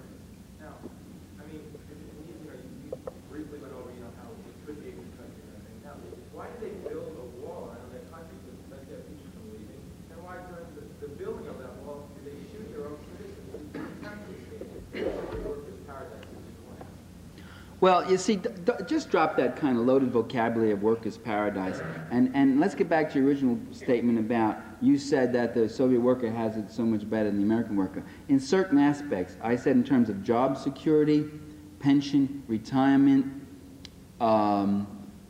protections against inflation, that sort of thing. If you want to measure it in terms of numbers of colored television sets, even television sets now, 97% or whatever, very high, 90-something% of the people all have television sets. The only areas are certain remote parts of the country there's no television yet. But everybody's got television sets, so big deal. East Germany, there's several things that happen there. Again, it's a question of brain drain. Again, don't forget that during World War II, it was the eastern part of Germany that got the bulk of the Allied bombing. So when the partition came, East Germany was a much more severely damaged area than West Germany. Don't forget also that the Soviets then made a strategic mistake. They started looking for reparations, and they stripped some of the heavy machinery from East Germany, whereas the West started pouring billions of dollars into West Germany. So there was a tremendous consumer prosperity in West Germany. Don't forget also that a good portion of the population in East Germany were Nazis and Hitler sympathizers, a good 20% of the people. And they wanted to get the hell out, and things were not good for them. And one of the first things the East German governments did was get rid of 80% of the teachers who had taught under Nazi Germany and collaborated with Nazi Germany. Got rid of a lot of the judges. Got rid of a lot. Well, those people and their families wanted to get west, where they could have a more comfortable time. And then again, there's that hemorrhaging and brain drain, which the East Germans were not inclined to tolerate. And so they sealed their border, because that kind of migration would have seriously interfered with their economic development. Today, East Germany is about the what? The 6th or 7th most powerful industrial country in the world. It's only got 18 million people in it, and very prosperous. And very prosperous. All right, can we go on to the next person? I think you asked me a couple of questions that you see. Look, you asked me a couple of questions which really require very complicated and protracted answers, given the abyss of information, the dearth of information in our country about these things. What we have is a few things. Oh, the East Germans wanted to jump across the wall. They weren't free. What do you think about that? Well, it's time we start thinking about that and getting some information as to what were the things behind that. And I just gave you what was my answer. And there are other people online. Yes? Hi. I wanted to say I really enjoyed this speech, and I'm really glad that you came. And that's actually what my question was going to be. Could you recommend any literature, books, or periodicals, or anything where we could find more balanced kind of information about these kinds of things? You could read Al Szymanski's book, Is the Red Flag Flying? Szymanski is spelled S-Z-Y-M-A-N-S-K. I or Y? I think it's a Y. Another book he wrote called Human Rights in the Soviet Union. You might want to look at Mike David Dow's book called Cities Without Crises, which is about urban affairs, although David Dow does gush now and then. There's still interesting information in there you can glean from that. Even the more standard Sovietologists who are critical, like Alex Novi or Sam Hindell, read them. They're still better than the U.S. media because they'll give you a lot of the hard information. Szymanski based most of his stuff on American Sovietologists. He says, of course, they have the ideological anti-Sovietism and all that, but they do provide very interesting information. So you could maybe start with those people. Louis Morose and Progress Publishers has a number of books on Jews in the Soviet Union, which you might want to look at as an alternative. Just look at it, get a copy. You can then poo-poo it and throw it against the wall, but just take a look at that. And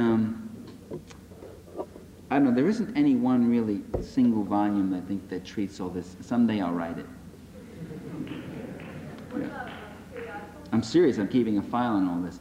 Periodicals, People's Daily World occasionally have a story, political affairs.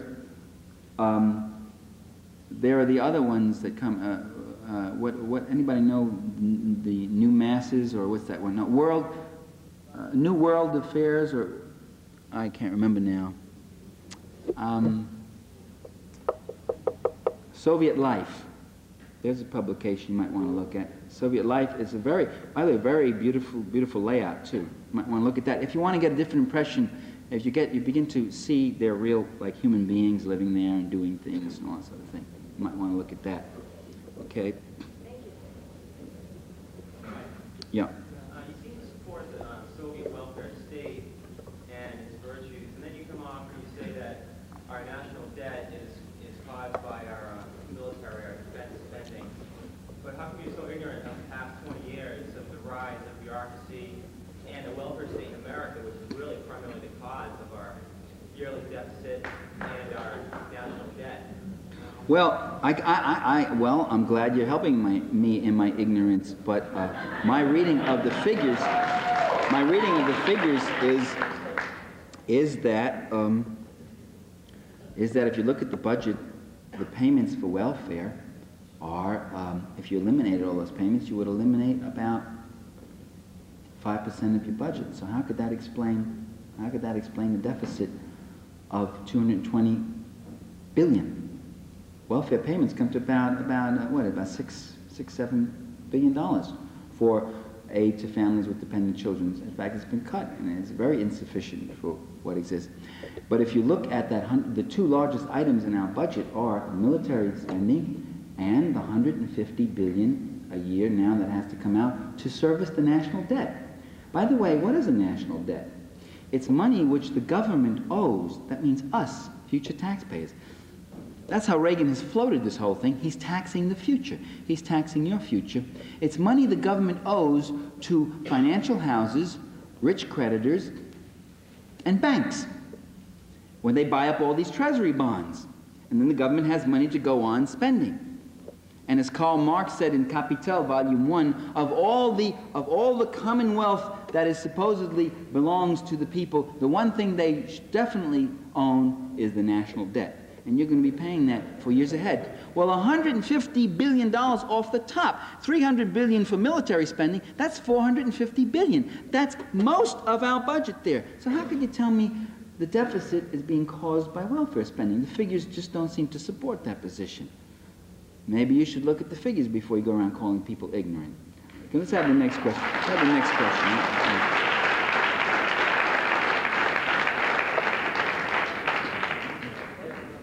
Dr. Parenti, the ABC television has planned a 12-hour TV special called America, which you may well have heard of, scheduled for February, which is a view of the United States 10 years after Soviet takeover. Takeover, right, Soviets. Yeah.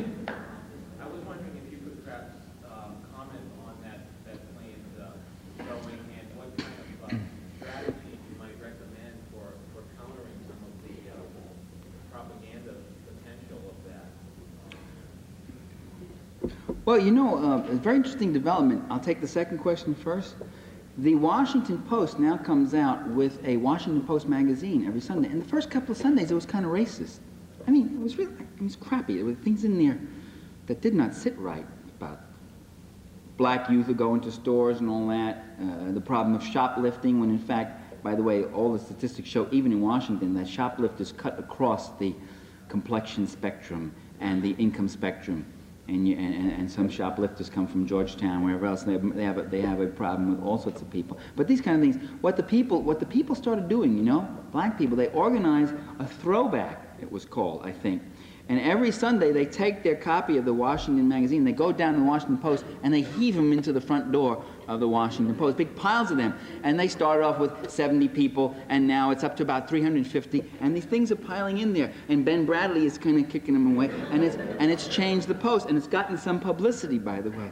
So maybe what we have to do is call back. I always say, call back, talk back, call into ABC, complain, write letters, say, what is this kind of crap? What are you doing? What is that supposed to accomplish? What kind of cheap, rotten sensationalism? As for the content of the program itself, I've seen it. It hasn't been shown yet, but I've seen it. It's called Red Dawn. It's called Invasion USA. It's called Rambo 4, 2, 3. I watched Red Dawn. I watched Invasion USA, and you see these Russians, Cubans, Invasion USA was interesting, kind of Arab, Cuban, Russians, they were a whole mixture of these guys, Gaddafi, Libyans, and they went ha ha ha, and they were coming in, shooting people, turning the people against the police, and they were taking over the country. And nobody but Chuck Norris understood the situation. The State Department couldn't quite grasp it, the Pentagon couldn't quite know what was up, and Chuck Norris got up there with his 2 machine guns, and he went, bada, bada, bada, bada, and he got a few vigilantes, and they started the confrontation right about the edge of Washington. Near my neighborhood, they stopped them. I was relieved, you know. Well, what we have is very simply the fact that the line between entertainment media and news media is blurring, just as the line in their heads is blurred between fantasy and reality. So they're trying to blur it for us, and so you get these kinds of pictures. That is part of a basic paradigm which has permeated the media for years. You can see it in the jungle movies. You can see it in the cowboy movies. You can see it in the science fiction movies. It is the paradigm, the model of the wagon circle. The wagon's circle, the fort, the camp, the city embattled by the aliens from outside. Here, inside this wagon, are discernible human beings, warm life, mothers chucking their little ones under the chin, putting them to bed. Outside the periphery of the wagon circle are the screaming savages, who, for reasons not understood by anybody, are driven by one thing, which is a bloodlusting, to kill the human beings who are inside the camp, the city. The aliens from outer space, they can take all sorts of forms. In Invasion of the Body Snatchers, they came as pods, as vegetations that came into people's nostrils and turned them into zombies. What a movie. I cursed the person who dragged me there, and I had to sit through it because she had the car. They had the car. There's a couple of them. You outvoted, so you sit through the thing. Or it could be Godzilla emerging from the ocean to impose his urban renewal project on downtown Tokyo, you know. But in any case, there's this monster who just wants to come and kill and tear and attack us. These screeching savages, red, brown, black, different races, who are not there, they're not defending their land, they're not defending their herds or their food supply or anything like that, their families, their tribes. They're just there because they're hell-bent on attacking us. There's an evil empire out there, and all it wants to do is expand and attack. It's a model which then, by the way, it's one thing, you know, and you run into students, and then, by the way, that's transposed into explicitly political movies like Red Dawn, Invasion USA, White Knights. A student of mine last year was teaching at Brooklyn College, and he said, well, if that's true and you think we can negotiate, how come in this movie with Baryshnikov, right, White Knights, the guy said this and this, and the other guy said that, and then the Soviet guys tried to entrap them? I said, well, maybe it's not like it was in that movie. Maybe real life is different. One of the advantages of coming to college is you don't have to rely on Hollywood anymore for all your data, you know?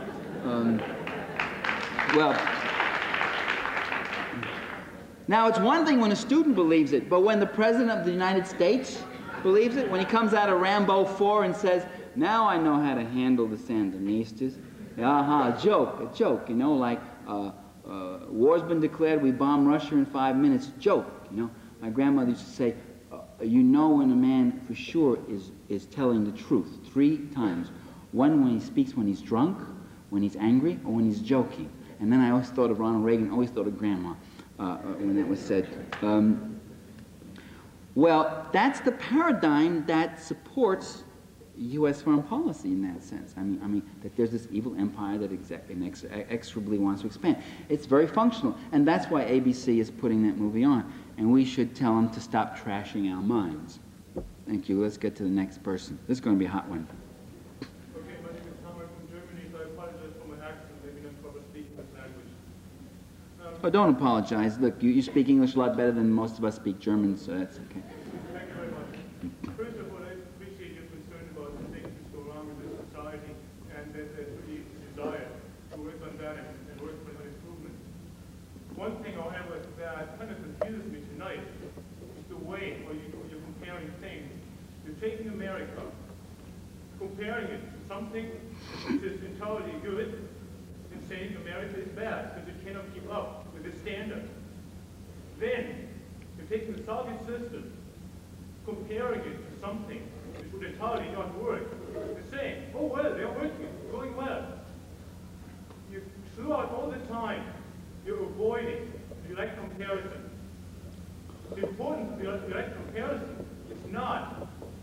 away from our own problems. But in order to find out if the other way is actually a better way of going. I see. Well, I think it's a very good criticism if that was happening, if in fact I was being very selective in my data and taking the worst aspects of American society and comparing them to imaginary things in the Soviet Union. But I thought I was making direct comparisons just as you wanted. I was comparing the condition of labor in this country to conditions there in terms of job security and wages, that sort of thing. I was comparing the willingness to negotiate here with the willingness to negotiate there. Look, you don't have to like that society, okay? You don't have to like it. What gets to be a problem is when you get people like E.P. Thompson and others who say, we can never have peace until we also have freedom in their country, and therefore every dissident must be free to say whatever he wants, and they should change their social order in any way we dictate, and until we do that, we can't get an arms negotiation. Well, that's a new position in the history of world diplomacy. A sovereign state goes forward, and by the way, that was affected at Reykjavik. That's exactly what Reagan does. The closer they get to arms agreement, the more he then moves to say, what about Afghanistan, and what about human rights in your society, and what about this? Where do you get off dictating to another leader? Why, Gorbachev could turn around and say, I'm not going to have an agreement with you until you take care of the homeless, or until you stop oppressing the American Indians, or the blacks in Mississippi, or Chicago, or wherever else. Or what about this or that? Or what about the racism in your society? You can go on with what's wrong in various societies or what you think is wrong in each society. The question I'm saying is you don't have to like the Soviet Union, and you can keep your image of it, but just don't blow up the world that I live in and my children live in because you got such a grudge against them, okay? Just don't blow up 240 million Soviet citizens because you don't like the policies of their leaders and whatever else. You talk to Soviet citizens, they seem to like their leaders. And not all of them. I don't know any country you can go to where you can find everybody who likes everything and everything their leaders do. So that's all I'm saying. I don't really think I can say anything more about internal Soviet society. I do think, though, it's a blatant distortion when you say they're riddled with inflation when there ain't inflation. And I don't think it's unreasonable to point that out. I think it's a blatant distortion to say that they can't feed their people when they do feed their people, when it's one of the few, when you've got a country here where we don't feed hundreds of thousands, millions of people, where the Citizens Committee on Hunger and Malnutrition has come out and said malnutrition and hunger is back in the USA. You can go into neighborhoods in Detroit, in Mississippi, in Indiana. When I lived in Illinois, you can go to Carbondale, Illinois, in the richest farmland in the world, and you'll see kids, white kids, hungry, got nothing all week. What'd they have all week? Kool-Aid. Right here in Amherst, too. You can see it in Amherst, I guess. And then that's all. The fastest social growing group in the United States are the poor. Since Reagan has come into office, they've gone from 24 million below the poverty level to 35 million. I don't think that's a selective or unfair comparison. And I don't think everything in America is bad. I think the struggles and the freedoms that we have fought for and have tried to maintain, which allow us to talk right here now without the goon squads coming in, as they would have done 100 years ago in this country if you had this kind of conversation. The constable probably would have locked that door, or the president of the university would have thrown us all out and not allowed the speech to go on. I think those are freedoms which we have won. And that's not something my country gave me. There's some mystical entity called my country that gave me those freedoms. Those freedoms were won through democratic struggle, through agitation, through demonstration, through the right to have the vote. Women were never given the vote. Women had to fight for 100 years and demonstrate, get garbage thrown at them and spit on and arrested and thrown into jail. Some of them died of pneumonia, force-fed in prison. They fought, they had to forcibly extract that democratic right. And labor was never given the right to collective bargaining, and working people were never given the right to vote. They had to fight for it and extract. And I think those things are terrific. And that's a part of America that we don't know enough about, that great democratic struggle. And that's got to go on and continue and advance. So I don't have a totally negative view toward America. I have a totally negative view toward America only if you confuse America with Ronald Reagan, as he tries to do. Let me go on to the next person. There's a long line. I think we have to stop anyway. Can we just say that nobody else Just wait a second. We'll just ask that Hang nobody on. else join What's the this? line. Okay, nobody else. I got lunch, excuse me. What is, yeah. You can eat if you want to. What is it? It's chocolate chip cookies. I can't eat that now. What is this? Orange juice. Oh, good.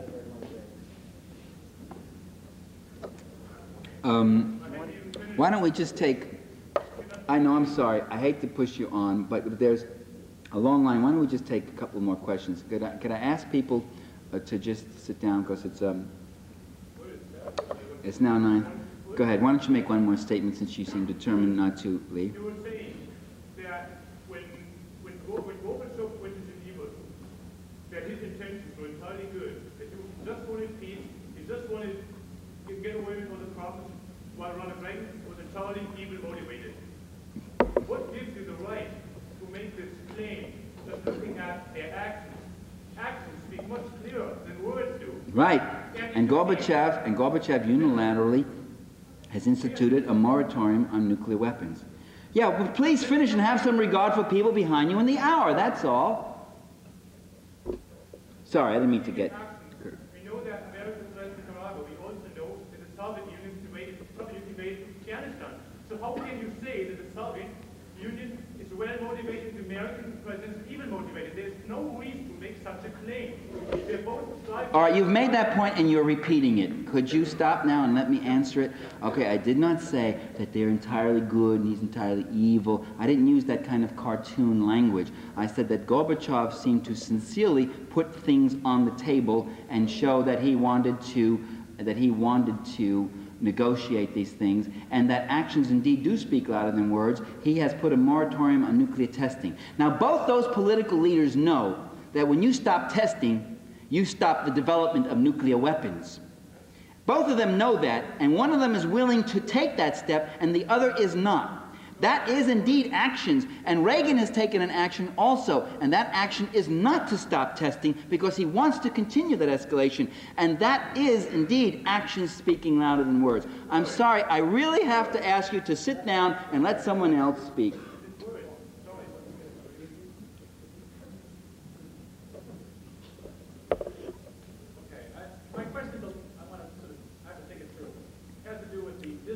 Listen, you had a lot of time to do that. You better be quick. But there's a distance between, which I think in times when for many people, material conditions and experience reality is getting worse, the distance between the perception, the presentation of social reality that appears in the media and that people experience gets wider and wider.